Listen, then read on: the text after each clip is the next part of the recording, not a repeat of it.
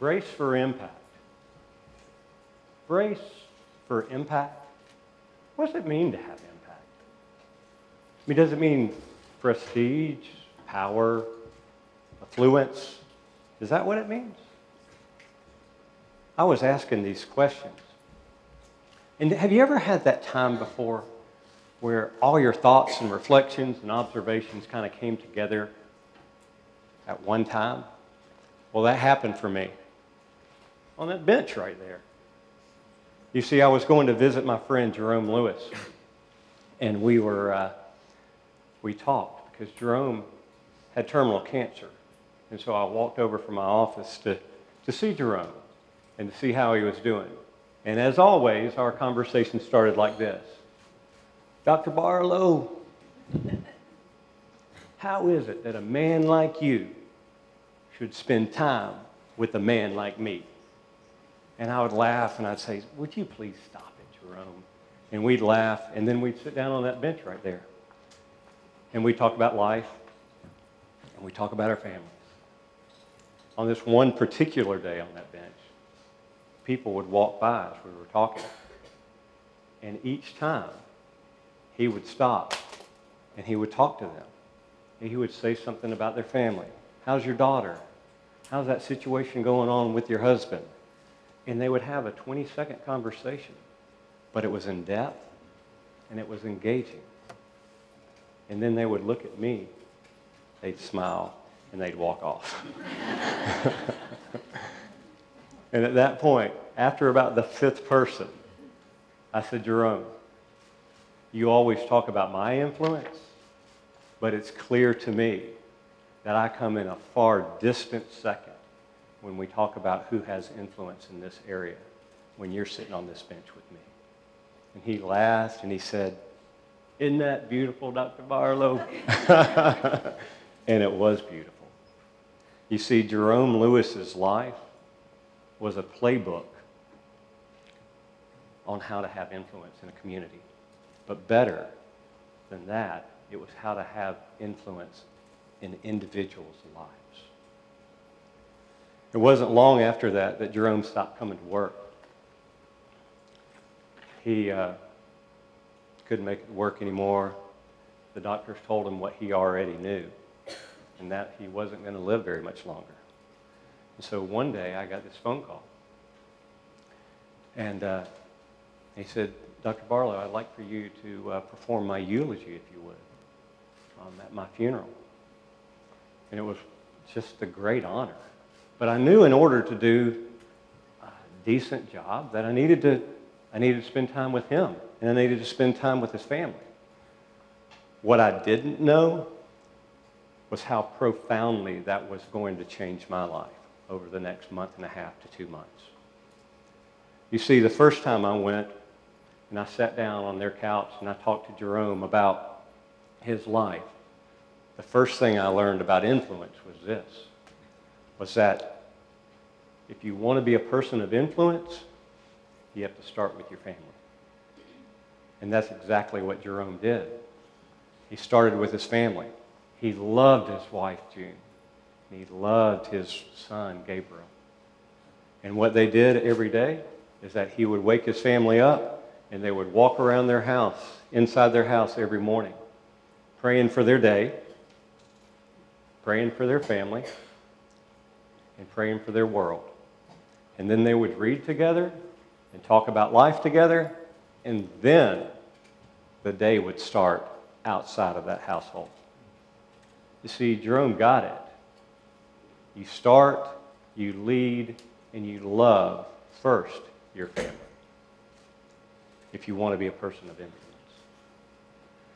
It wasn't long after that, the second time I went to visit Jerome, and we had good news for Jerome to bring to him. And so we sat down with him. There was a woman who was diagnosed with cancer about the same time Jerome was diagnosed, and she was now cancer-free. And when we told him that she was cancer-free, you would have never known that he had cancer, because he was celebrating and he was laughing and rejoicing that she was cancer-free. The next day, I happened to be in Crestline eating lunch, and a man came up to me and he introduced himself to me. He said, my wife had cancer, and she's just been diagnosed as now cancer-free. And I said, oh yeah, we told Jerome about that yesterday. And he goes, yeah, I know. He said, that's why I'm telling you this. He said, Jerome called us last night, and we celebrated. We laughed and we cried. He said, that man changed our family. That man has changed my life because he engaged in our family and he walked with us through this whole journey. He not once spoke of his own cancer, but he celebrated that we were cancer-free. He said he's affected our family so much that my 4th grade son just wrote him a thank you note this morning. And I felt like I needed to check it out to make sure it was appropriate to send to him. He said, what I came away from after reading that note was this.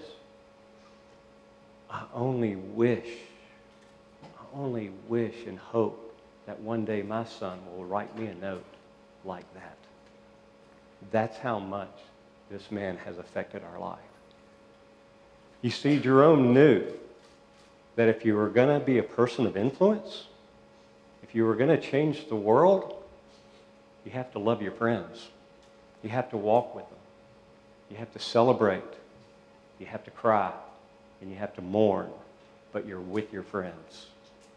And you go through the messy stuff together. And Jerome understood that.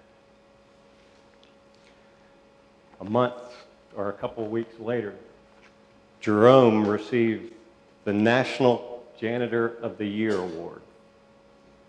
He received thousands and thousands of votes because he was a great custodian, right? That's not why people voted for Jerome. People voted for Jerome because they had a relationship with him. And Jerome knew their children. And Jerome loved these people. And because of that, these people voted for him. And he won National Janitor of the Year. And in that award, he received $5,000. And the first thing he did was give a considerable amount of that money away. Because you see, Jerome understood that money is not the great influencer. It's a conduit to show people that you love them and care for them. And so he gave it away. National Janitor of the Year. He understood. And it wasn't long after that that Jerome passed away. And we went to the church to set up for, make sure everything was ready for the funeral. And as we were talking, as you do, you tell stories, and you laugh, and you cry, and you talk about the person who died, right? And we were telling stories, and one of the pastors from the church came up and said, I have a Jerome story. And we said, really? He goes, yeah. I didn't know Jerome very well when this story took place. In fact, I didn't know him at all. He said, but my wife had a terminal illness. And he said, the day my wife died, he said, I lived near Crestline. He said, Jerome left the elementary school, walked down to my street, went into my house, came up to me and hugged me and said, sorry for your loss. He said he started to turn around, and then he turned back around and he said, but I do want to tell you one thing. And he said, I listened. He said, I want you to know that I'm proud of you. You were faithful to your wife to her last dying breath. And that's a big deal. Well done. And he turned around and he walked out of my house, he said. See, Jerome understood that not only do you start with your family, go deeply with your friends, you support and encourage even those you don't know in your community if you have the opportunity. That's what Jerome Lewis did. In the last time that I was with Jerome, I went to go spend a little time with him. And I asked his wife and his son, I said, why don't y'all go out and go to a fast food restaurant, have a good time, just get out of the house. You've been in the house for a long time. I'll just stay with Jerome and we'll talk. As soon as the door shut, Jerome looked at me and he goes, Dr. Barlow, by the way, I've been told it's a terrible impression, but it's the only one I do. He says, why don't you go into the dining room and there's a jar of plum jelly. He says, go get that plum jelly and then go in the kitchen and get a spoon and then bring it back over to me. And I said, Jerome, does June know I'm getting ready to get this plum jelly and give it to you? He goes, oh, it'll be all right.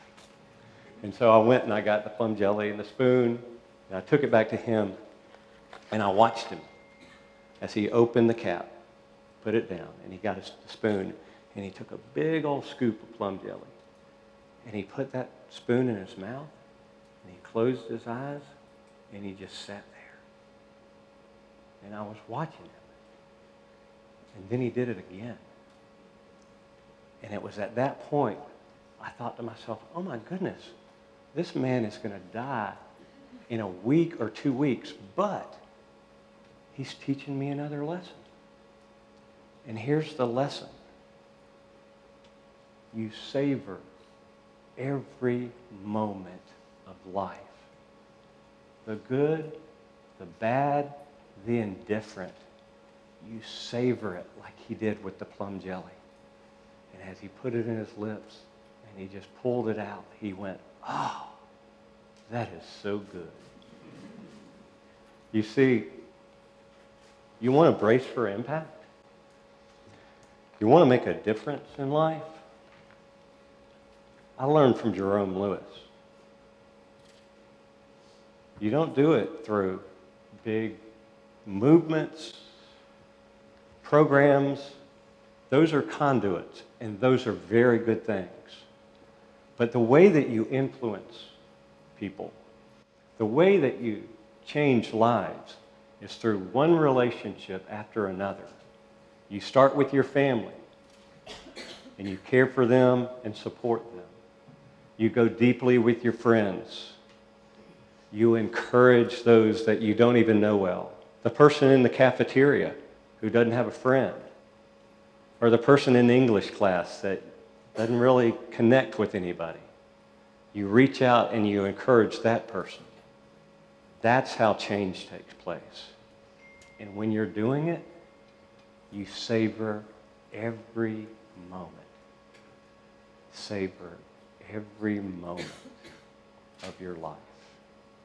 Thank you.